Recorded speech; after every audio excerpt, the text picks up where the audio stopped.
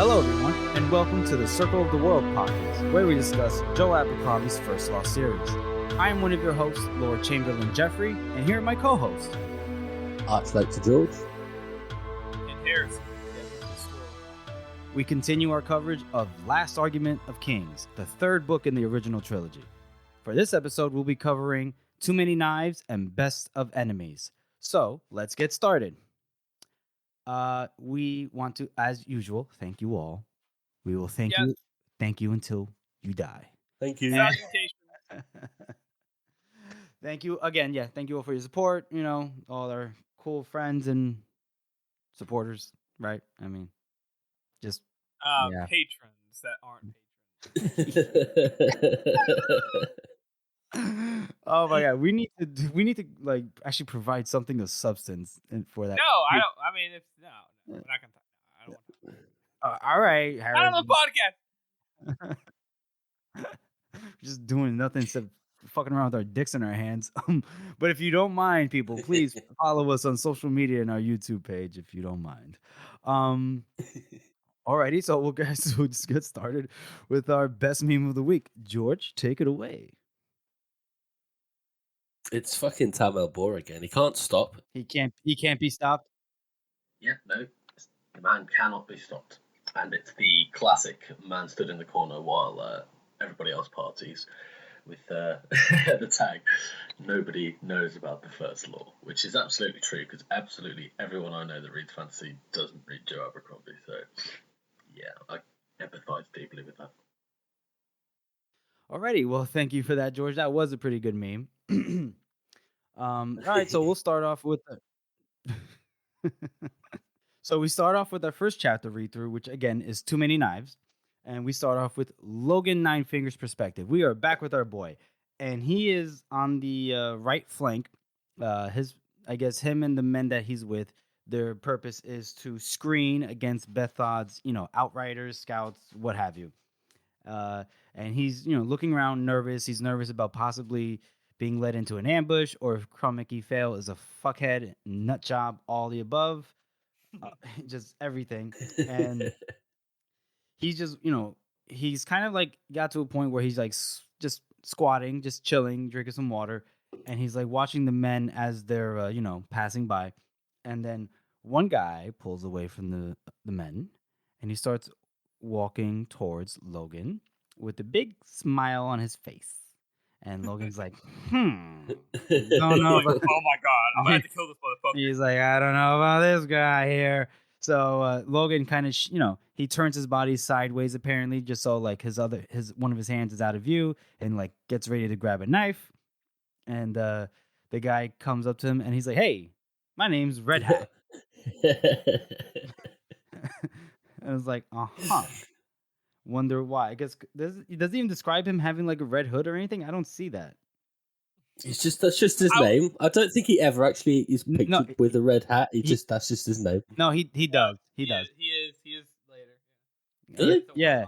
I guess that's just later, but I know, but I don't. Wait a minute. Does he always have the hood that's brought up later? Like that's like his thing. Is like wearing. No one mentions the fact that he has like a fucking ball cap on with just red. What if he has to get a new one and it's not red? Does he like take it down to the stream and like dye it red? I have to maintain my character. Yeah. And then he's probably like, I used to be known as Red Hat, now I'm Red Hood, but that was already his name. So. He's like Jonas Clover, where he's like, I'm not that man anymore. I'm Red Hood. You can't name drop that far ahead, goddammit. Oh, it'll be fine. Somebody will know eventually who he is. It's not like I'm using another name that's already known. Yeah, like Gandalf. Oh, my. Anyway, so the guy introduces himself as, "Hey, my name's Red Hat." And Logan, immediately in his mind, he's like, "All right, did I kill a Red Hat? Did I kill somebody? Like, is he a family member of somebody that I must have murdered?" Like, he's just going through all the lists, and he couldn't even like keep track. And he's like, "I don't really recognize the name." He's like, you probably shouldn't either. I fought for Old Man Y'all way back then, I guess. And apparently he's a guy that was mutually respected. And then when he died, Red Hat fought with Little Bone. and I guess both Logan and Red Hat not too big fans of Little Bone. So then that's when he decided to, I guess, once he heard Three Trees and Dogman were against Bethod, that's when he decided to come on over. And then he said that, I guess he's just shooting the shit with Logan. He's like, you think Bethod's following us? He's like, maybe he is, maybe he's not. Don't know yet. We'll see. Talk about the Union. And then Red Hat's like, all right, well, anyway, I just wanted to say that, he was in a battle at Innerwood. A lot of the names, the northern names, just sound like it's like he's saying in the woods. So what is that, like? What, Welsh? No, it's just like a joke, isn't it? Like, you couldn't be asked coming up with a place name, so you just called it, in the woods. Innerwood, okay. Yeah. Well, where have you been? In the wood? I will say though, a lot of names are just simple names of places. Like it could be like something super elaborate, and then you translate it, and then you backlog it, and it's just House on Hill or something like that. So maybe it actually is Innerwood because that town or city or that place was just inside of a wood, so they just named it Innerwood. Yeah, very possible, very possible. And Red Hat was saying he was on the other side of Logan, I guess, at that battle, and he saw him fight, and he was like, I stayed the fuck away from that. I'll say that. But I've never seen anything like it or since then. And I just want to say that I'm happy that you're with us. Real happy. And Logan's just like, huh? Really? All right. All right. Cool. Yeah, cool. It's kind of still doesn't take his hand off that knife. But... Yeah, no, he's like, He is like, as soon as Red Hat comes up, he's like, am I gonna have to kill this guy? And then after he starts talking to him, he's like, I think I'm gonna have to kill this guy. And then he's giving really short answers. He's like, yep, I didn't like him. And then Red Hat's like, yeah, and then I did this, and I was working with this guy, and I saw you at the battle, and he's like talking to him, and Logan's like, right, like really curt. And then he says, just want to let you know, I like that you're on our side. It's good having you around. And he's like, he's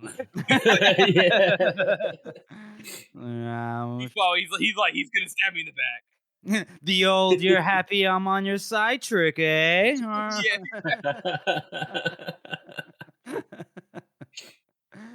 Oh shit. So anyway, yeah, Red Hat's like, yep, well, that's all I wanted to say. I'll see you later then. He's like, all right. And then Logan's like, okay, odd. And then Logan starts having a bit of like not an existential crisis, but I guess close to one, where he's like really second guessing his decision to come to the North. He's an idiot. Should have never let go of Pharaoh. He how many good things have been offered to him in his life, and he just turned it down like a fucking moron. And then I like how he's thinking about this when it wasn't really his choice. Yeah, it was, because Pharaoh kind of just fucked off. I think that he absolutely had a choice. Yeah, Pharaoh fucked off. Yeah, he maybe could have gone with her, but like he could have pushed. He could have pushed more. He could have expressed himself. Like, yeah, Logan's been married. That's the word. Honestly, if you think about it, Pharaoh really has never had a healthy relationship. But Logan was married and had children and was raised in a seemingly fairly strong family. Logan knows how to love somebody. Knows how to communicate. Yeah, he does it all the time, and he chose not to with Pharaoh. Okay. Because he was, maybe not wanting to go back to the North, but he wasn't. Yeah, exactly. Plus, he could have hung out with Giselle, too. Yeah, he could have just stayed. Yeah, he could have done anything else. And he's like, I'm just going to go back up north, I guess. And now he's not. And now he's back up north. Now he's bitching about it. God damn it, Logan. Come on. Get it together. And then as he's like seething over all this, his own choices, which, right at this point, he is mad at himself. He is. So that's some sort of self-reflection. We just hear a voice, it's like, hey, I wish he didn't come back at all. And then it's Tol Duru. And he's like, yeah, you're right. And then they both sit down next to each other. And Tol says something he says, even he finds his own name very heavy burden to carry. He's like, I can't even imagine what it's like to have your name. So, and Logan's like, yeah, it could be a bit of a burden. Yeah. And then Tol's like, yeah, And then as watching the men, like they're moving past them. He's like, don't worry about them either. They'll get used to you. And if not, at the very least, you can always count on Black Dow's smile, right? And then they start laughing about, which is great. He's like, they start talking about like he has a smile that lights up the whole day. And then and then Toll hands him like a canteen of water, and then he says, "I'm sorry." And he's like, "What? For what?" And then Toll's like, that we didn't look for you. When we thought you were dead after you went over the cliff. And, and Logan's like, well, don't. There's no big deal, like no grudge there because I should have looked for you, essentially. So He said, if anything, I should have looked for you. yeah, and then it's like, I guess you stop hoping after a while. Life teaches you to expect the worst. And then Logan obviously says, you have to be realistic, I reckon. And then he's like, well, isn't it, like back to usual, right? Back to war and terrible food and just creeping through the woods and everything. They're just laughing. They're basically just like laughing with each other, So, and that's nice. And then after a little bit of a moment, Logan says, he didn't want this. And I guess when he says he doesn't want this, he's talking about, I guess, just everything that's led up to that point. Oh, in the war and the situation in general, like. Yeah. Especially, yeah. I mean, obviously, but like think about it, like, he didn't want, like, I'm assuming what his name has given him, has brought him. Mm-hmm. That's what I'm thinking. But then Toll turns around and slaps him with, but we probably deserve it, don't we? Yeah, and then he says, if you need to talk, I'm around. So at least, Toll is like a early form of therapist of some kind, at least for First Law series. I just think he's just a good guy. He is a good guy. He's such a good guy. He's such a bro, right? Toll's the bro. Mm-hmm. And Logan reflects on this. He says, that Toll's a good man, a man that can be trusted. And there's a few of them left, Toll, Grim, Dogman. And he says blacked out too in his own way. And it almost gave Logan some hope. And then he sees Shivers and he's like, never mind. Because Shivers is just staring at his ass and Logan has to look back at him. He has to stare back at him. He can't like look away like no little bitch. And until Shivers like goes away into the woods along with the rest of the men. And then I like the ending sentence here is like, you can never have too many knives, his father had told him, unless they're pointed at you and by people who don't like you much. And that's the end of our chapter here. So what do you guys like about this chapter? How do you rate it? I am going to rate it an 8 out of 9. Ooh, interesting. I know it's a short chapter. That's a very high score, Harrison. I know it's a short one, but this chapter has like such a good parallel to Logan's entire story, and it sets up some like minor sub things, mostly for Logan, all in like a tiny short space of time, and you don't really appreciate it until you read the story again. Because then when you read it again, you realize how this sets up everything so perfectly. So he enters the conversation, or he enters the scene with him watching everybody from a distance, being like, "Ooh, I don't know about this. I don't trust this." And then Red Hat comes up and he's even more trusting, despite Red Hat being fully honest and doing something that nobody else in that entire group would do, which is just approach the Buddy Nine, who they all think is a savage murderer, and be like, "Hey, I want you to know that like we're good. I like that you're on my side," because they can tell the way he sees them. I mean, they're not idiots. They know that Logan's watching them, like they're all gonna kill him. So he goes out of his way to do that, and Logan doesn't think about that at all. He's just thinking about the threat, which fair enough. And then Taldaru comes up and is like, "Hey," and then Logan completely relaxes. We get to see the side of Logan that obviously he developed in their time away from everybody else, like in the wilderness. Maybe that's why everybody's kind of cool with him, because he became a better person. And then that same person that he became with Pharaoh and Giselle and stuff. And he's all relaxed and chill. He's still kind of grim, but Taldaru's like, "It's gonna be all right, buddy." And he's like, "Oh yeah, there's still some good people out there." And he starts having some hope again, and he looks back into the crowd, and as soon as he's reminded of anything that might resemble possible violence or threat, he immediately jumps back into, "Nope, never gonna change. Everything's exactly the same. Oh my god, it's just just sleep on the water. He just collapses like in a really subtle way right back into that. Like he's got this hope for humanity, which he uses to reflect hope on himself. And he just reflects whatever comes at him. He joined war, he reflects it off, and then says, "It wasn't my fault." And I just think that this chapter is so good for his character, like especially on a read through, that you are like, I don't know, just there's so much of Logan's character showing here, both in how he acts and the way he talks and the different sides of him, and a little bit of history on him. And I just think it's like one of the best Logan chapters. Well, damn, I was going to give it a 3, but I've just been just completely destroyed there. God damn, Harrison. Stick with your guns, George. Go ahead. Give it the score you want. I was just going to say it's a short chapter and there's not much to do, but I'm just thinking about what he's just said, and it's just all true. Mm-hmm. So I'm going to have to agree with him. We're going to go with an 8 as well. Wow. I so swayed the minds of many. Jesus. That was so good. I mean, for all those reasons, I was going to give it I don't know, what you would consider to be a good score or not. I'm going to give it a 6 and a knuckle. I thought it was, just because of the length. I thought it was a good chapter. It was a very good chapter. Like the insight into Logan, yeah. I mean, I really have nothing to add, considering like everything you just went on a tangent about, which is great. Not a bad tangent, good tangent, But yeah, but George, come on, man, you couldn't give your own unique score. Oh my god! I'm just trying to foment like discord, We don't. I know you've been watching Supernatural, but we don't need contrived conflicts. Ooh, fucking shade thrown there. Damn. That's real character conflict. Fuck you, Jeff. I'm gonna insult you in a little bit. You wait. I'm gonna get you. A little bit of a switcheroo here, but we'll be moving on to our community interaction segment now. Harrison, you want to take it away? You little bitch. I shall. What? You little bitch.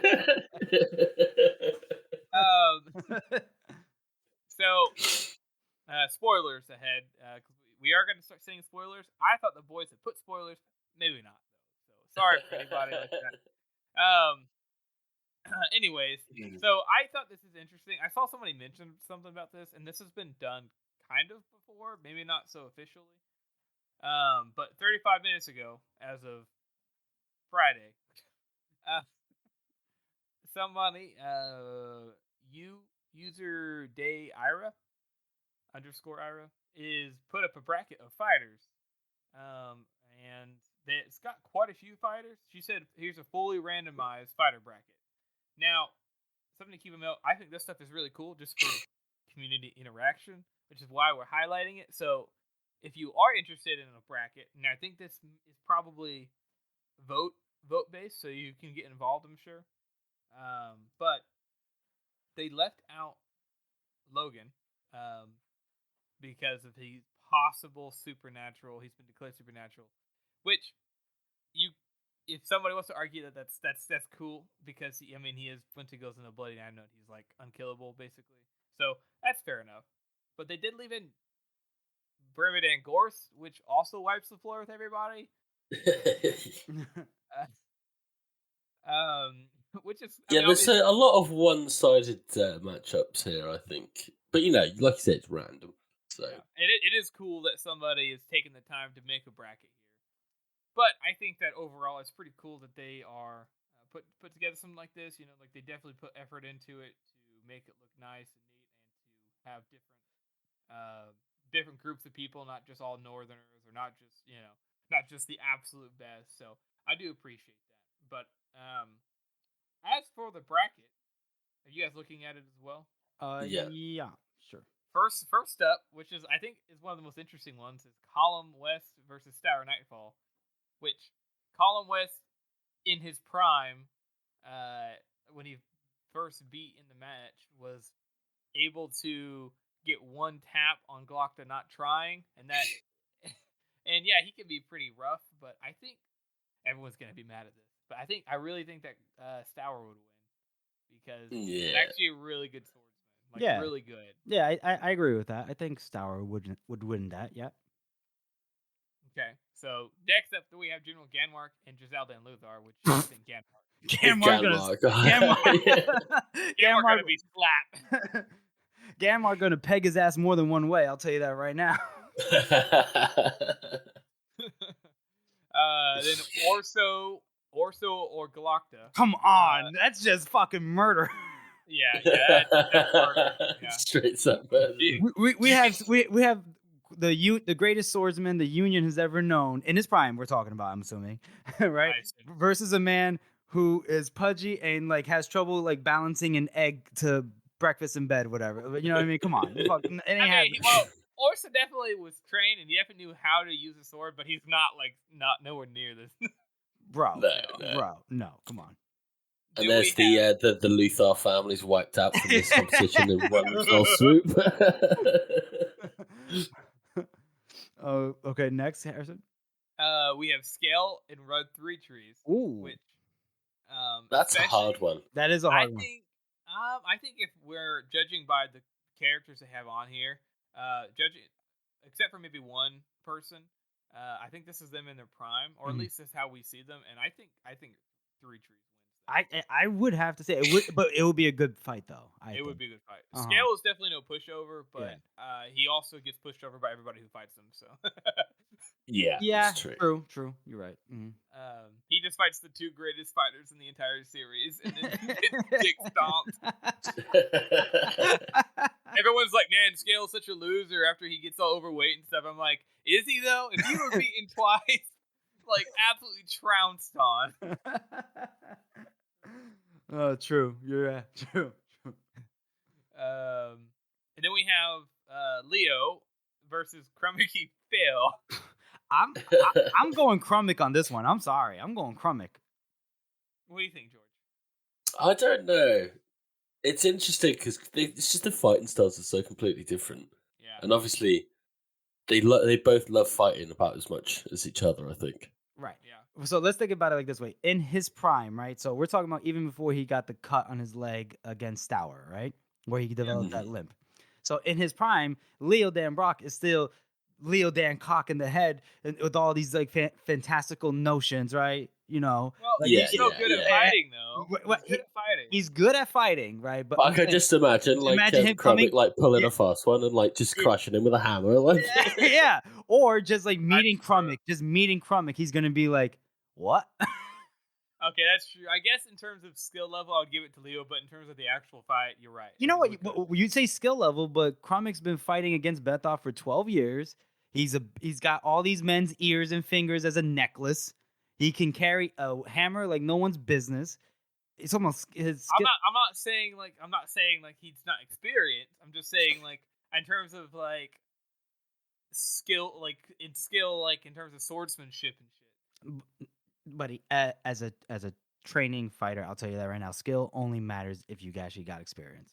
Right. This is why Crummick wins the match.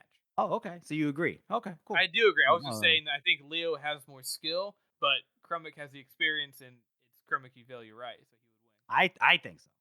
I mean, anyone wants to disagree, feel free. I said that earlier. Well, whatever. I'm reiterating it. Did you also reiterate that this person at the post of it put circle the world fight like that? This is not us. We do not sponsor this. We're not affiliated in any way. I don't know this. I don't know this motherfucker. Aren't we affiliating ourselves by doing this bracket and going down the list? You right, man. Fuck this guy. I don't want to do it anymore. We support you. Oh yeah, you're right. All right, fine. We support him. Fine. Next up, we have Downside and Vermouth and Gorst. Yeah, we all know that one. Sorry, Downside. We hardly knew ye, Downside. Then we have Friendly and Shiloh Vitari. Ooh, this is a good one. But I think Friendly. You think Friendly? Really I think I'm going Vitari. The reason why I think Friendly, George, go ahead if you have any thoughts. No, go ahead. He's gonna play the fence. The reason I think,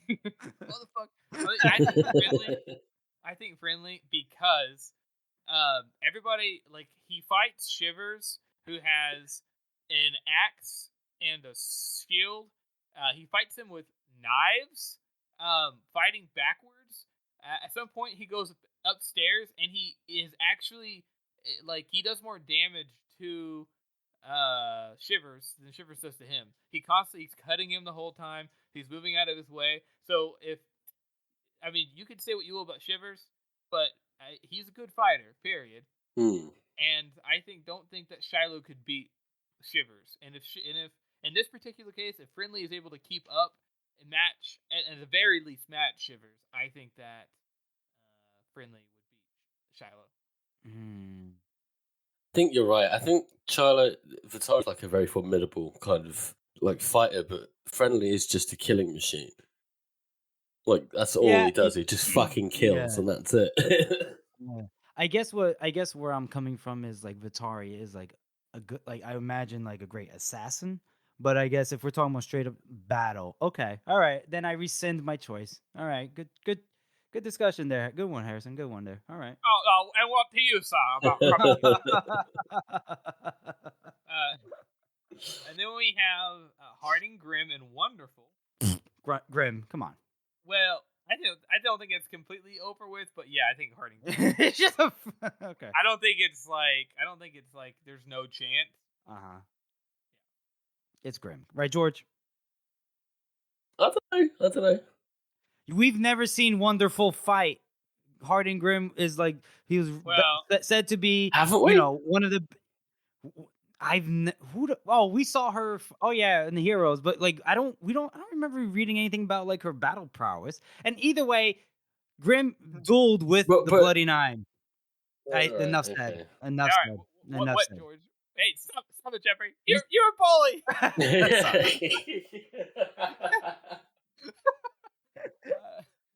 What do you? Go ahead.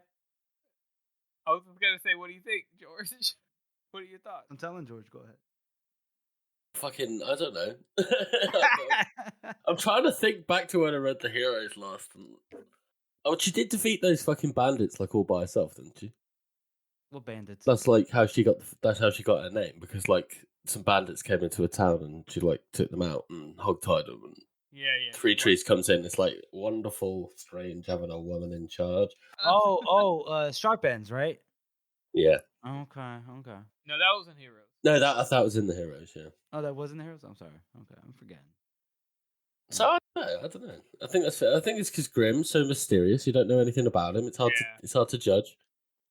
Yeah, I think that's a good point, and I don't think that a lot of the guys who fought Logan I think they're great. Obviously, they're legendary fighters, but I don't think they're like, they're as good as Logan. So I think Wonderful definitely has a chance, but I think Grim. Jonas, Clover, and Stranger Come Knocking. If we're talking about, even if we consider Jonas being in his prime, which I don't think that's what it means because it says Clover. I'm gonna say Stranger Come Knocking. Yeah, Stranger. I mean, he's meant to be like 9 foot tall or something stupid. Yeah, I think I'm taking Stranger Come Fucking. So. Stranger Come Cocking?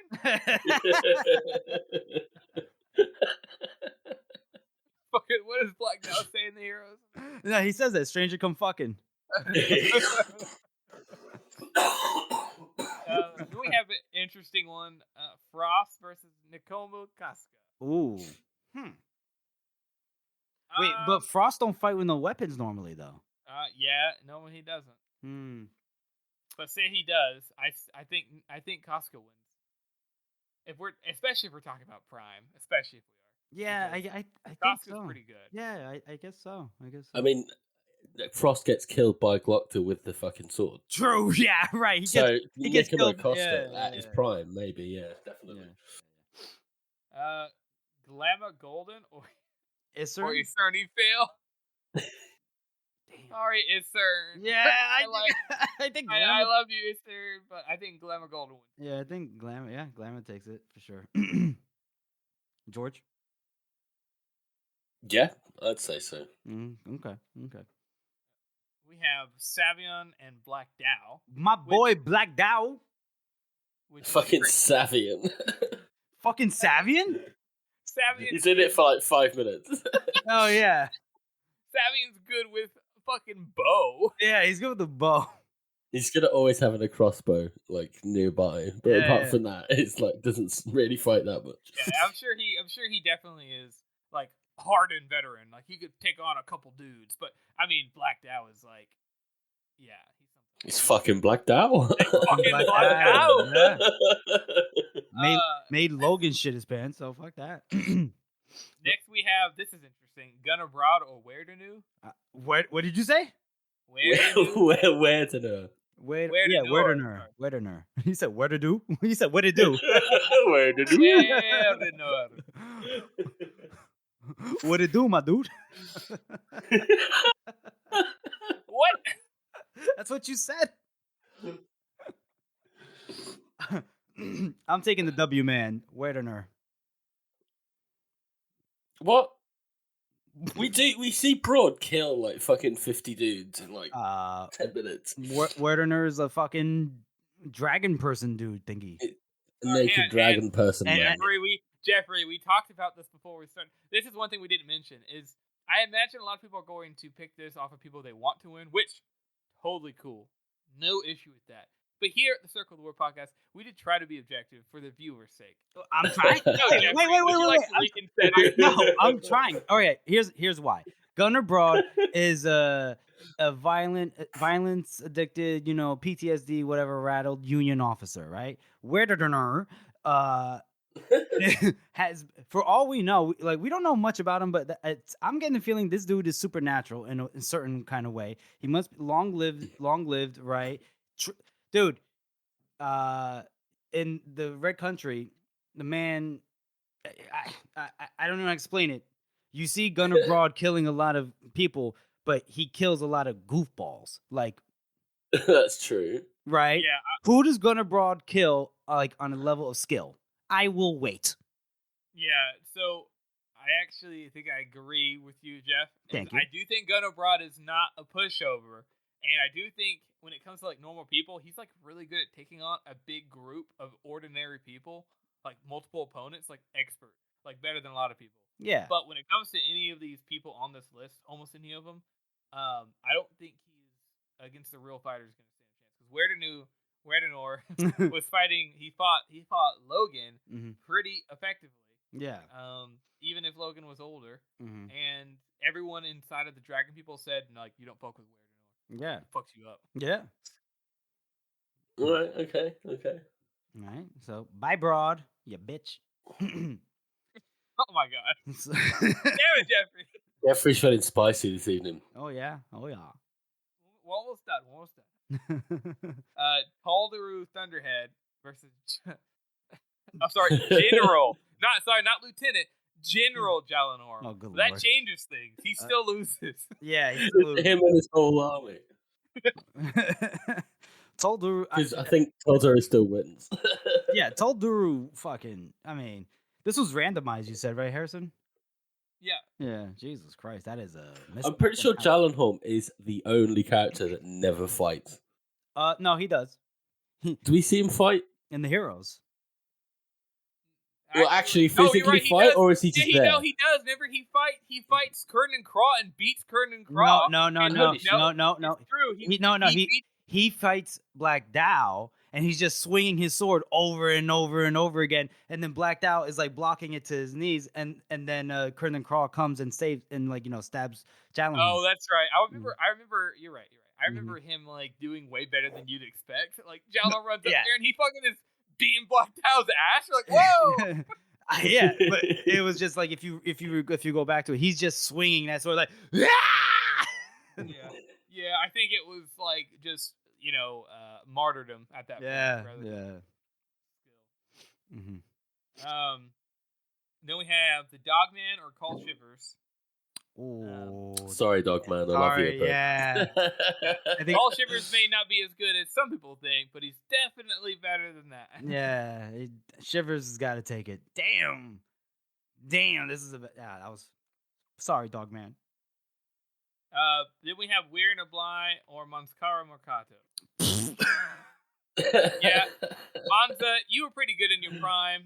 Even if we take that in consideration, sorry, we love you, Monza, very dearly, but Weir Nabli is, we don't like to say it, but Weir Nabli is better. He's better than Monza. I'll give him that. I will say this random generator. I will say on behalf of our female audience that this is a sexist generator. All the females, all the ladies. Yeah, where's Pharaoh? Yeah, where's Pharaoh? It's random, guys. Everyone chill the fuck out. Everyone chill out. Put in All right, Jack. guys, we're moving on. Due to violence, we are moving on from All right. Well, thank you for that, Harrison. That was a fun one, actually.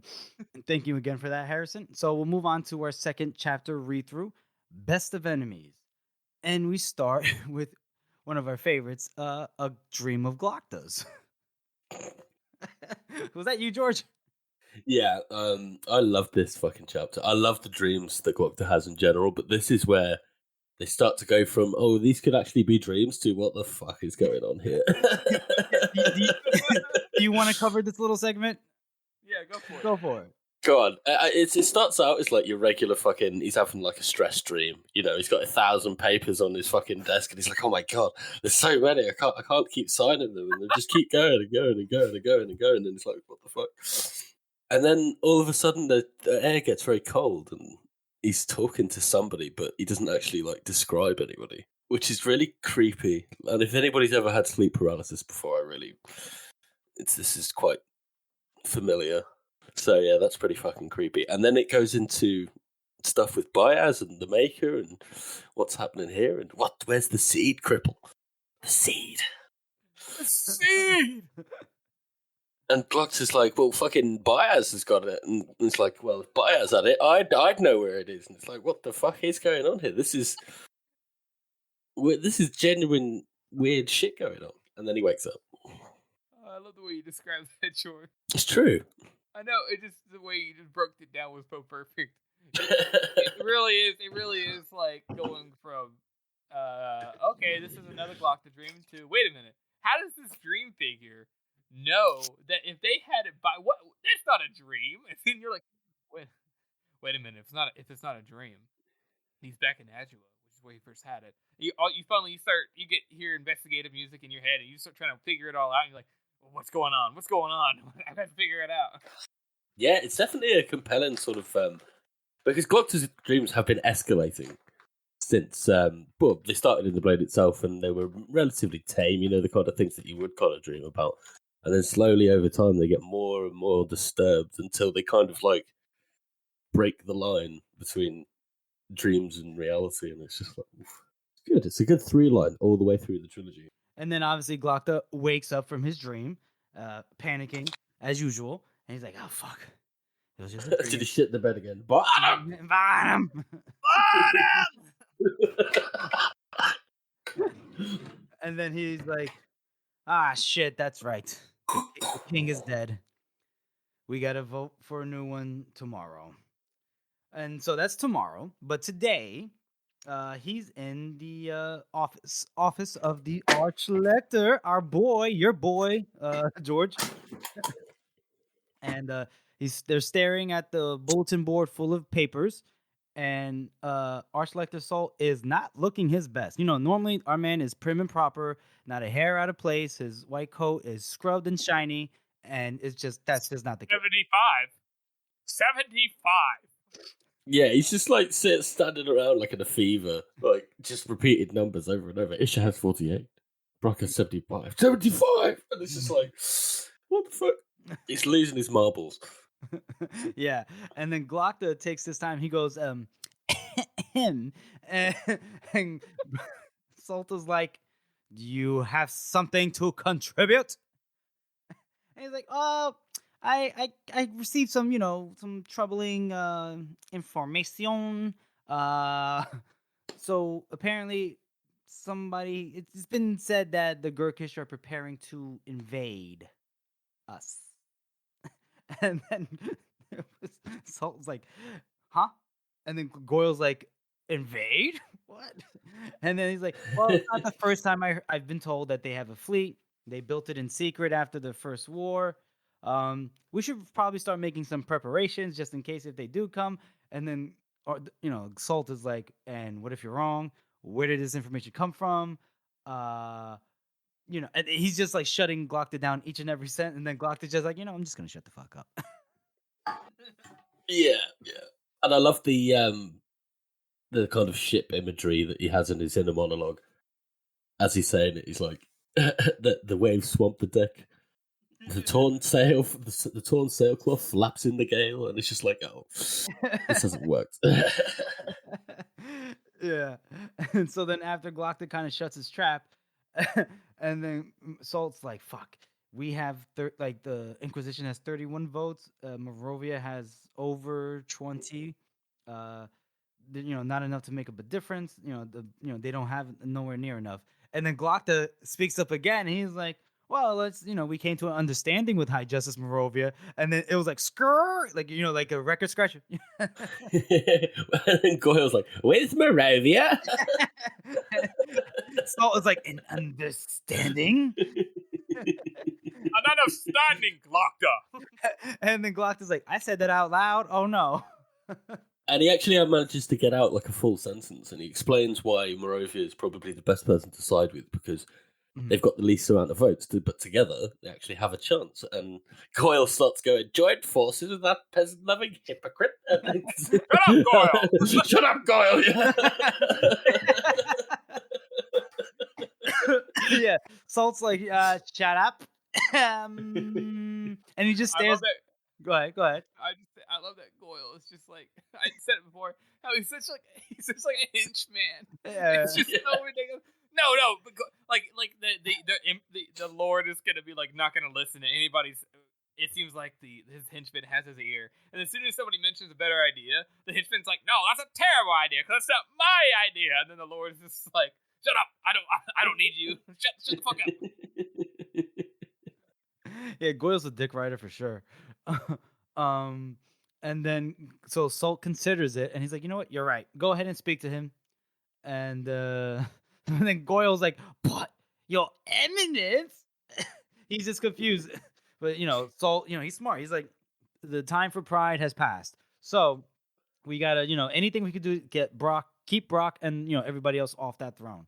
So he's like, don't trust Morovia, but just strike a deal with him.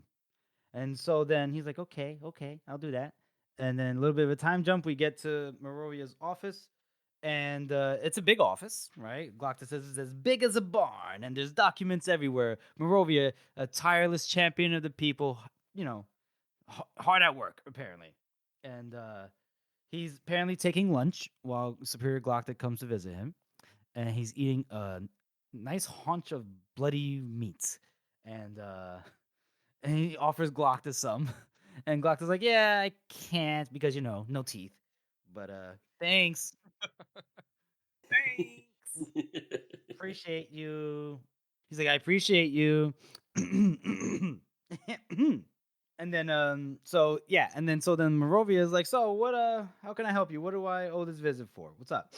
You got some did you come by yourself, or did Salt send you? Like, what's going on? And he's like, well, Salt knows that I'm here. I'll just be honest. This whole thing, has been this whole thing's been terrible for business. The uncertainty, the worry, all that jazz. As you know, we're right. So all right. So Glockta is hitting all the basics. That the situation sucks. It sucks for anyone that's on the closed council, especially if someone like Brock gets voted in, or Isher, because they're noblemen. They have no pleasant feelings towards the closed council, especially after the whole Mercer, like the guild of merchants, that whole debacle. Mm-hmm. You're right. Both of them, right? Both the guilds got The taken down. Feisters and the Mercers, I think, right? Yep. Yeah, and and so no one's job is gonna be safe from the closed council if one of those guys gets in. But if obviously Morovia controls anywhere from 20 to 30 votes, and we know Archlector has 31. If they were to pull their resources together instead of opposing each other as always, then then enough to make a difference. You can choose somebody else like Scald or Barazin or Hugin, or even an unknown if someone who might be more easily influenced. And if he says if you want to express a preference for a specific person, I can talk I could take that back to the Archlector if anything. And then here is where Morovia's like, you know what would make me really happy, Glocta? He's like, I would like no king at all. I want every man made equal under the law, to have a say in the running of his own country and the choosing of his own leaders.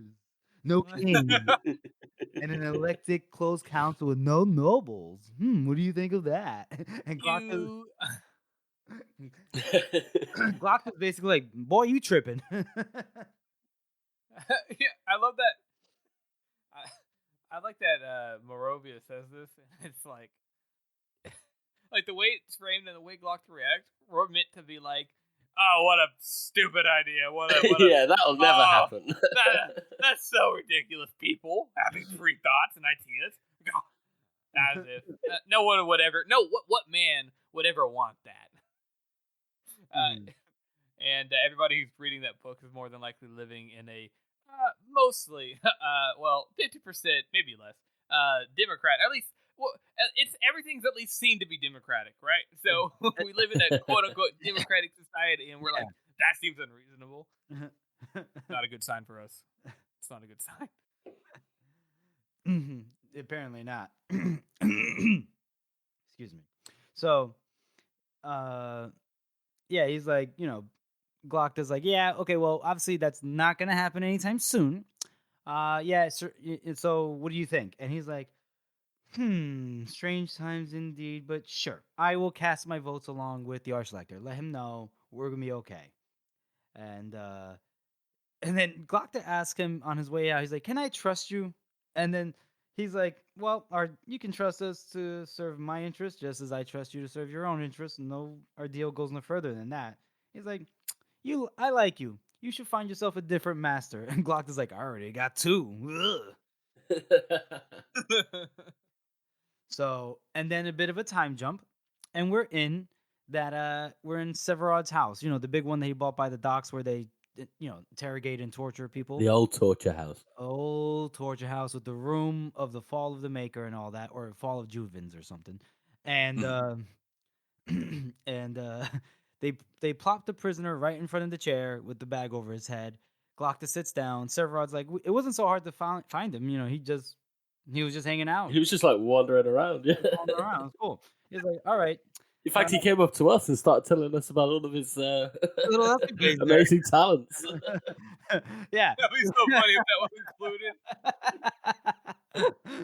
Oh my god, yeah. And so then Glocta is like, all right, let's get on with it. They take off the bag, and apparently it's our boy, Brother Longfoot. It's so unexpected, you completely forget about him.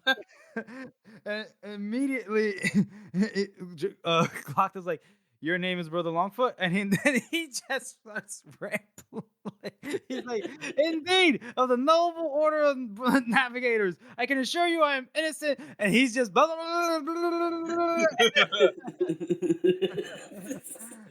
And then Glocta grabs a hammer because he has a hammer, and he smashes it on the anvil because there's an anvil. And he's like, stop talking! It's like oddly satisfying to see Brother Longfoot get to shut the fuck up because he talks so much.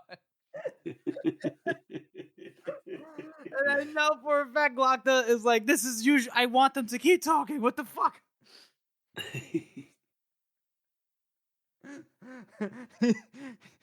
He's like, do you know how much agony and pain I have to deal with every day?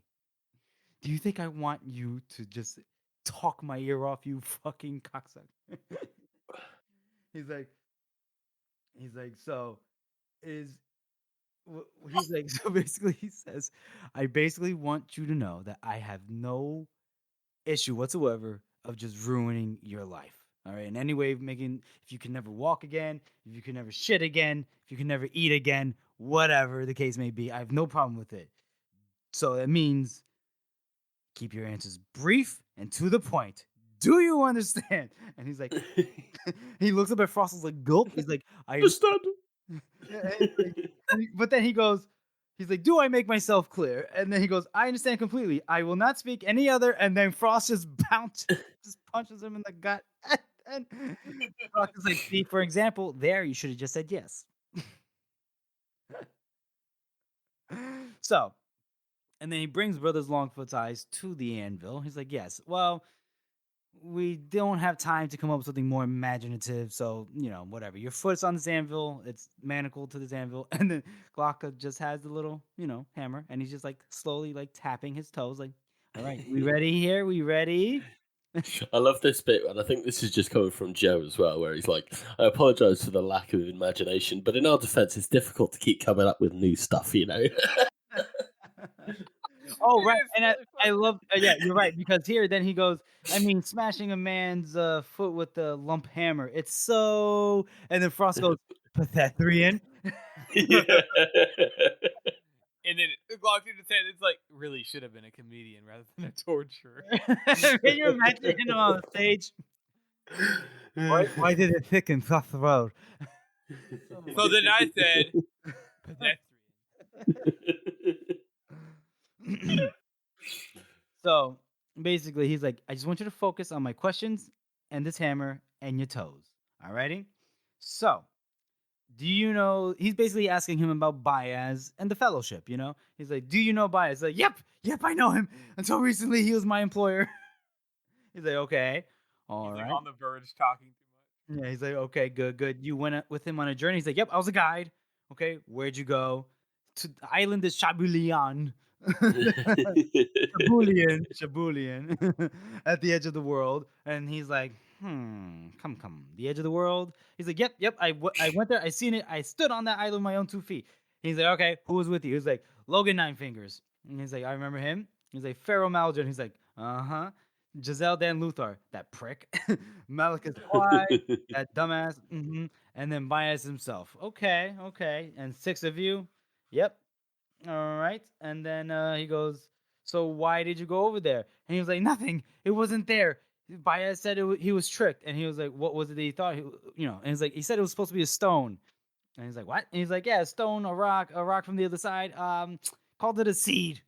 And then Baez was like, uh-oh. I absolutely love this part from the perspective of Glockta. So we get this little reminder that there's something out there asking Glockta to find the seed, and now it's blatant that it's not just a dream. And in the same chapter, Glockta, who doesn't really know what the seed is, other than that one time he went to the Adeptus Historical and was like, "Hey, what is this thing?" And he's like, "I don't know, some kind of thing from the other side or something. I don't know." What? And then what? And then he gets to this point, and this is the first time like Glockta has the instance of, oh my god, it actually is real. Like he's not just dreaming at all. Like I just love. I can totally hear like the music or like this shit, the tone shift as it like goes into Glockta's face, and Glockta like looks up, and it's like the room feels cold all of a sudden. Like I fucking just love the imagery of that. It's so cool. Yeah, no. It is cool. Yeah, because now Glockta's gonna be like, wait, what if my dream scary lady knows I'm interviewing this guy and I don't get the information about the seed? Like he's probably just like, oh my god. So Glockta, he pushes on him a little bit. He's like, okay, well, what did he say about the seed? And then Longfoot's just like, I don't, just stories, weird shit, man. I don't know. And he's like, well, just try me. He's like, go ahead. He's like, shit about Glustrad and Alcus and taking forms and stealing faces, speaking to devils and the summoning of them, about the other side. It's weird shit, man. And then he's like, what else? He's like, what else? And he's like digging the he just like dealt Longfoot's like toe a little firm tap, He's like, come on. He's like, okay. It's like the stuff was like, from the world below, that it was left over from the old time when demons walked the earth. It was a powerful weapon. He meant to use it against the Gurkish, against the prophet. And then Glockta's just like, huh. And then he's like, he asks him, like, you didn't find it? And here his mouth is dry. Like, he's like, you could. He wants it. I don't know if he wants it. He's just stressed the fuck out. He's like, oh, what the fuck is going on? And at the very least, that if it could also maybe be compounded by he wants it, but I mean, my opinion, we don't really see that again later on, Hmm. like that desire for it. That's true.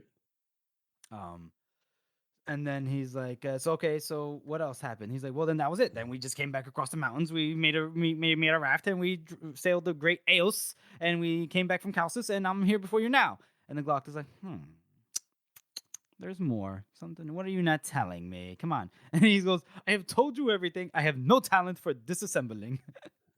Simply. And he's like, okay, well, if your contract is ended, why are you still here? And then Longfoot's like, because.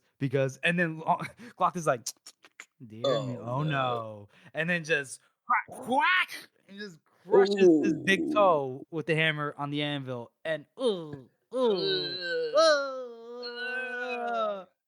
I mean, I think he's annoying, but I don't think he deserves that. yeah, no. Oh god. And then Glockta does the usual, like, oh, I know the feeling. You're gonna feel the wash of pain. You know, he does that whole thing. And then he's like, should I? He's like, will you ever walk again if I keep hitting? Let's find out. Shall I give you another? And then Longfoot's like, wait, please God no. Please God no.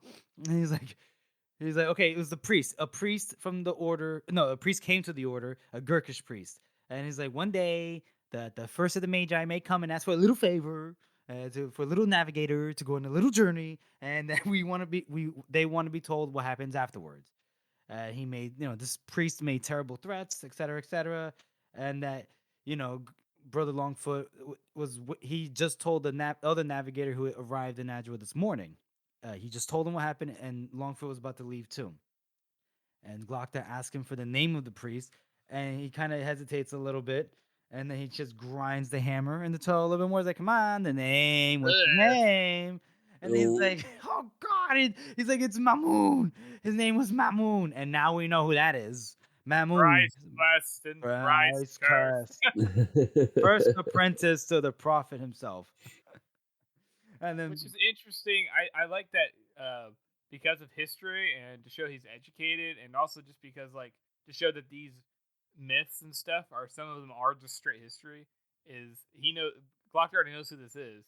Well, he knows him from Yulwei. It says it right here. Oh, you're right. I forgot about Yulwei. Yeah, it says right here. It says Yulwei who spoke of him in Dagaska. Yeah. My bad. I forgot. Slipping up, Adeptus, in your old age. And so then he goes, "What's Baez still doing here?" And he's like, "I don't know."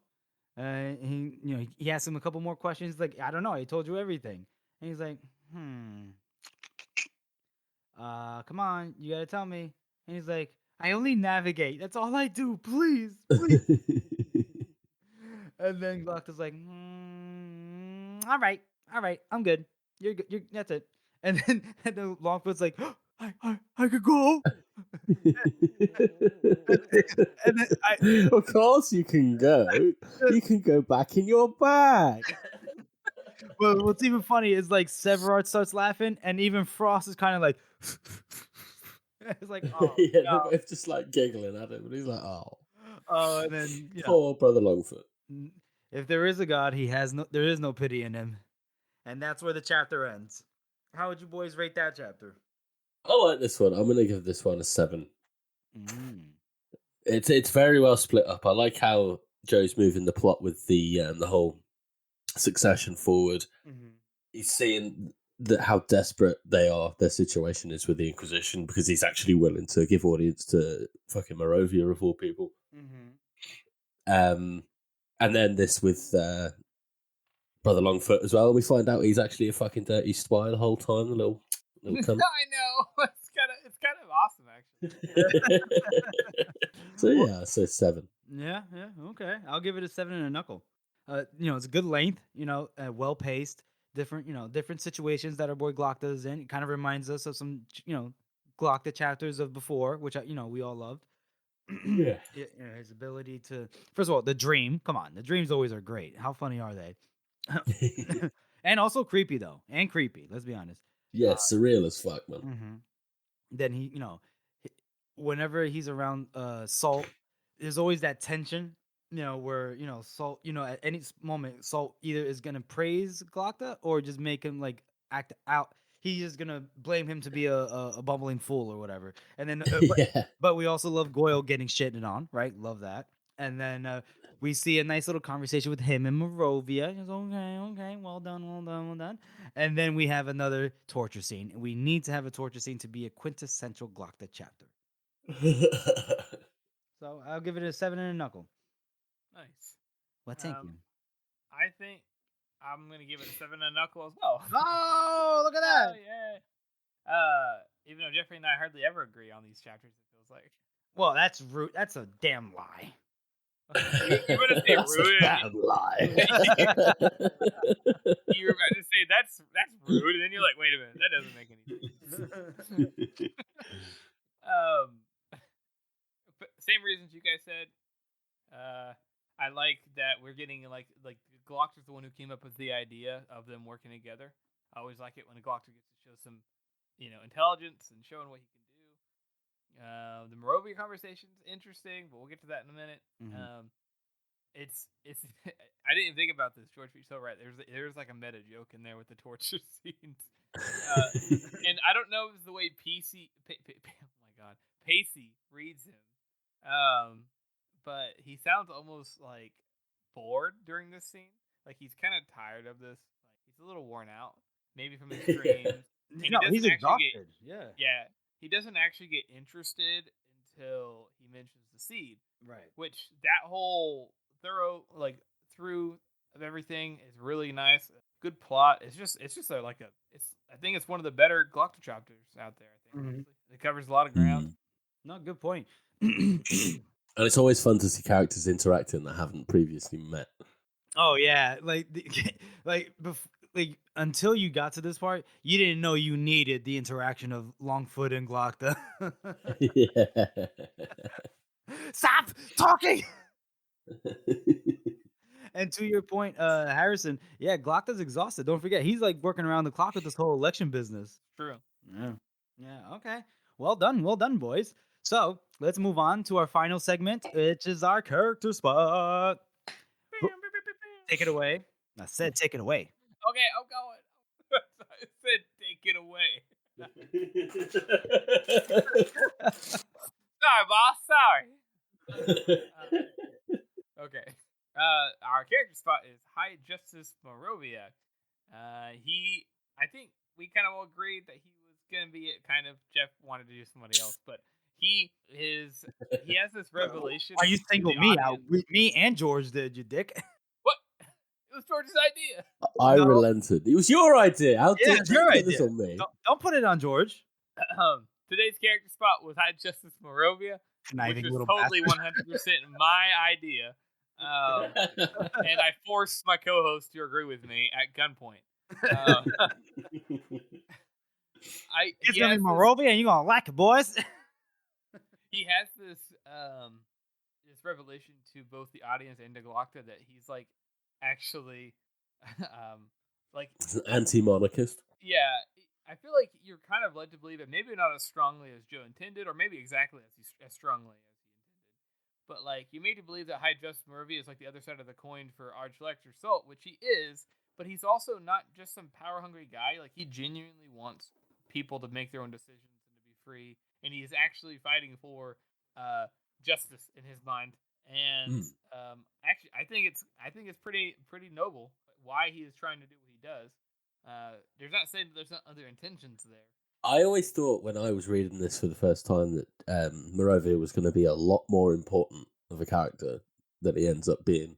I think so too. Like it definitely feels that way, which is I think probably part of the story, right? Yeah, because you always end up with this like, sort of opposed, like Salt and Morovia, like you say, they're like the opposite side of the coin. They're diametrically opposed. So you'd think if Salt's important and to Glockta, then surely Morovia is going to end up being like a big issue at some point. But we don't really get that sense at all. Mm-hmm. Right.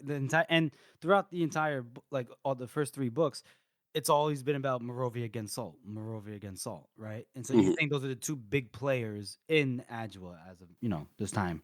So I like how Joe kind of like plays with the expectations there, I guess, Yeah. And it's like you said, Harrison, like Morovia genuinely does seem like he wants, a democracy of some sort. I mean, They can't. I don't think that word actually exists in the First Law universe, but Filthy commoner. yeah. So it's interesting. Mm-hmm. I like as well too that like Morovia when he talks to anybody, he's always like kind of like chill, like he's kind of checked out but not because he doesn't care, but he's checked out because he feels like his task he's given himself is like impossible. Like he's always like, especially the way Pacey reads him is like slightly bored, kind of but he's like never condescending. He's always just like, oh yeah, this is how I like my meat. You want some? No? Okay. What is it you're here for? Oh, that? Okay. Yeah, sure. That sounds like a good idea. Oh, really? That's it? Yeah. I'm gonna act my own self-interest. But yeah, that sounds good. He's so chill. He is extremely chill. So chill. Like even when he talks to like Giselle in the first book, he's like, "We should talk sometime." Walks away. But he's obviously not an idiot, which so I just like his addition to the story is almost unnecessary in terms it would be unnecessary, but it's also great that he isn't. I also love the fact that Morovia never mentions Morrow again. Yeah, I don't think he even mentions Morrow. I think he just says I lost an assistant. Yeah, he says no, he said my secretary took an unexpected holiday, and I bet Glock is like. What else can be said about Morovia? I mean, he's a man of the people, chill, level-headed, you know. He's a pragmatist, I guess we could say. He also said that. What is it? Oh, when he says that line about his secretary taking an all sudden holiday, I always took that as him being like passive aggressive because he's like, oh, you want to meet with me? Okay, well, it's gonna have to be on my terms, which is right here, right now at lunch while I eat meat. You can't because you killed my secretary. Maybe it would have worked out if you hadn't killed him. Interesting. I like that. I've never thought about it. Yeah, I didn't read it that way, but interesting. I like that. Harrison coming at us with the insight. Mm-hmm. What's y'all? Call me the don't call me the Adeptus Historical. Call me the Adeptus Insightful. Yo! I want to slap him right through the computer screen, I swear. Get in line. Get in line. Oh, man. That's a show, everyone. We want to thank you all for listening and supporting this podcast. As you all know, this is a passion project for the three of us, and your support really does mean a lot to us. Join us next time as we cover Fortunes of War and the Kingmaker. And make sure you follow us on social media. We're on Twitter, we're on Reddit, and we have a website at circleoftheworld.com. And if you haven't already, please subscribe to this podcast on Apple Podcasts, Spotify, Google Podcasts, or any podcast app that you use. And please make sure to rate and review this podcast. Thank you all again for listening. You should find another master.